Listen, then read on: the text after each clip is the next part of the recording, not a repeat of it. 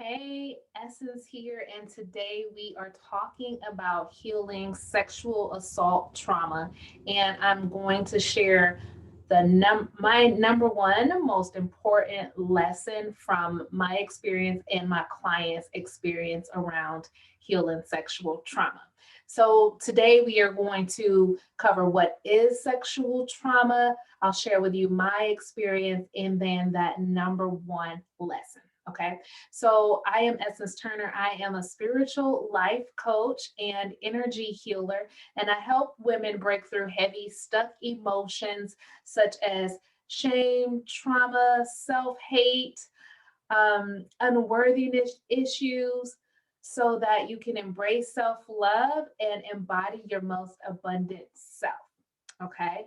So, before I move forward, I want to make sure that we're on the same page when we're talking about sexual assault. So, the term sexual assault, I want to read this to make sure I get it correct.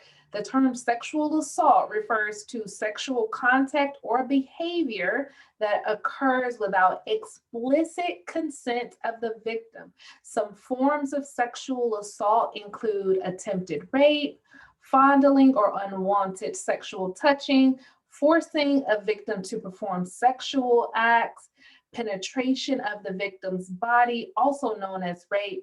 And so, rape is a form of sexual assault, but it is not all that sexual assault is. Okay. And then, when we talk about force, it's not always physical pressure. It can be emotional, psychological, or manipulation used to coerce the victim. Okay. So, some stats that I found very interesting around this is that 8 out of 10 sexual assaults are committed by someone the victim knows, and that 1 out of every 6 American women have been the victim of attempted or completed sexual assault in her lifetime. Isn't that interesting? So, when we have these experiences, a lot of times we can feel very alone and like it's only happened to us. But with those statistics, we can see like it's not just us. This is something that happens. This is something that another woman you probably know that you work with, that you're on the same aisle of a grocery store with, has gone through something like you or very similar to what you went through. Okay. So, in my experience, it was someone that I knew. It was an attempted rape by a guy that I knew that I had already slept with before. And that day I just invited him over. I was getting ready to go do something. And so I was in the midst of like getting dressed, doing my hair, and I just wanted to invite him over to kind of just hang out. And so it seemed to be going according to that plan until it wasn't. I can't really remember. It was so many years ago, but I can't really remember. I just know it was like it was like things were okay. And then the next instant, I just remember like him being on me and me feeling like I was fighting for my life. And I remember that panic and terror that was going through my body. And then I remember him just going out the door and then me just being there like with my heart just beating, like that, on the animated cartoons where it's like beating out of your chest. I remember that. And then I remember it starting to calm down and me coming back into my body. And then as I was standing, it just like started feeling like a dream. And then I just got dressed. I finished getting dressed and I left and went and did whatever I was doing that day and acted like nothing had happened. I was so ashamed and so embarrassed. I felt like it was my fault because I invited him over, and maybe I shouldn't have invited him over if I wasn't planning on having sex. And, just like all these reasons as to why it was my fault. And I just couldn't tell anybody because it was like this fear that they were going to say, yep, it was your fault. You should have known better than that.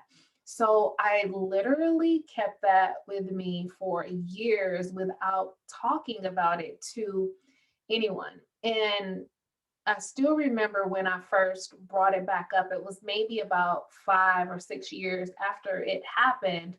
I was back home visiting, and one of my friends was sharing about how the guy had went to prison for rape. And I said, he tried to do that to me. And another one in my someone in my friend circle that I even knew back then, and we used to hang out, said he did that to me too. And I remember feeling like, holy shit, if I had said something, maybe she wouldn't have gone through that experience if she would have known what he tried to do to me. So let's take a breath together. Let's just take a deep breath in and exhale. One more time, breathing in and exhale.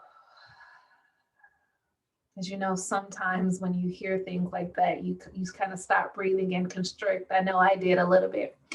Okay, so I carried that with me for years. Like I just said that little piece with my friends that day, and I never really went into it.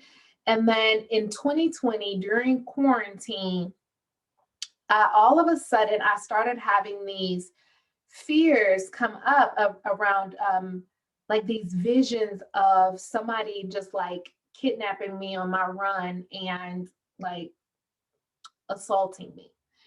And it kept happening over and over, like multiple times a week, making me nervous to go out for my walk. And that is not me. Even though that happened to me when I was young, I still feel very safe. I've always felt really safe and comfortable, sometimes naively so. So when that fear was coming up and I'm like getting nervous about going walking, it was like, okay, I need to check in to see what's going on. So I started in my prayer and meditation asking to be shown like what is the root of this fear that's coming up now. And then of course that memory bubbled up to the surface. And that for me means when something bubbles up to the surface, that means it's ready to be healed. The body's ready to let it go. So I also with came with that, it was anger, like anger at men. I was being mean and angry towards my partner. And I was like, okay, for sure, I got to do some healing. And I was doing the work on my own because as a healer, I know a lot of what to do, but I felt like I wasn't going deep enough. So I reached out and I got help to work through my trauma around that time. Okay, so I have healed from my sexual assault trauma, helped my clients even before me, and it never bubbled up to the surface, even though I helped multiple women work through theirs. But anyway, the number one lesson from my experience and from working with women that I want to share with you, the number one thing that needs to happen before you can truly heal is to understand that you didn't do anything wrong, that you are in no way, shape, or form to blame for that. And I know it sounds so cliche, right? Like, you didn't do anything wrong. You're not to blame. But literally, how can you truly heal if while simultaneously you are holding yourself at fault? Right? It's really hard to do. So it's just like surrendering any stories that you made up, or maybe that even someone else said to you, just being willing to surrender that, because it does not matter if you went jogging at 11 p.m. at night. It does not matter if you invited him over, let him in, and you guys were kissing or naked. It does not effing matter. If you have not given explicit permission for somebody to um you know enter you or to touch you in a certain way, they have crossed a boundary. If you have not said yes, if you have not given explicit permission, no matter what the situation is, no matter what clothes you have on, I don't again care if you're naked outdoors, it does not matter. No one else has the right to come within this space and take or touch anything on your person. take another breath and exhale. One more time, breathing in and exhale. And so that's the place where you really have to be in for that, the healing to truly begin. Okay, is knowing you didn't do anything wrong. And one of the things that I began to do was affirm that to myself. I didn't do anything wrong. I didn't do anything wrong. It was not my fault. And then I would look in the mirror and say that to my younger self. You didn't do anything wrong. It was not your fault. And just that within itself started to bring peace and love into my heart. So I would like for you to try that. If you've had this experience, try that. Just allow that to be the first step towards your healing process. And if the tears come, let them. That is good. That is that energy wanting to be released. Okay. All right, so if you want more understanding of how trauma affects your life, how it gets held in your body and causes you to feel heavy and weighed down and disconnected from yourself, then I want to invite you to check out my free masterclass. It's called 5 Secrets to Elevating Your Essence. And during this 1 hour, you will go from feeling weighed down and your light being dim to knowing the 5 steps it takes to heal, grow, and elevate. Okay, so I want you to think of this hour as like your spiritual self care hour. So just grab a cup of tea, pen and paper, take notes, and welcome your breakthrough. Okay, that is at essenceturner.com/free masterclass. There will be a link below this video. And if you are someone who is ready to work through your trauma, again, I am a energy healer and a spiritual life coach, and this is what I help my clients do: work through shame, trauma, and other heavy emotions. If you are ready to learn more about beginning your healing journey with me, then you can go to essenceturner.com/work with me and learn more about what I do in the programs that I offer. And if you have any questions, you can click the contact button on my site and just shoot me a line and I'll get back to you. All right, so I hope that this video really served you. It was my absolute pleasure showing up here for you today and sharing my experience and my insight with you.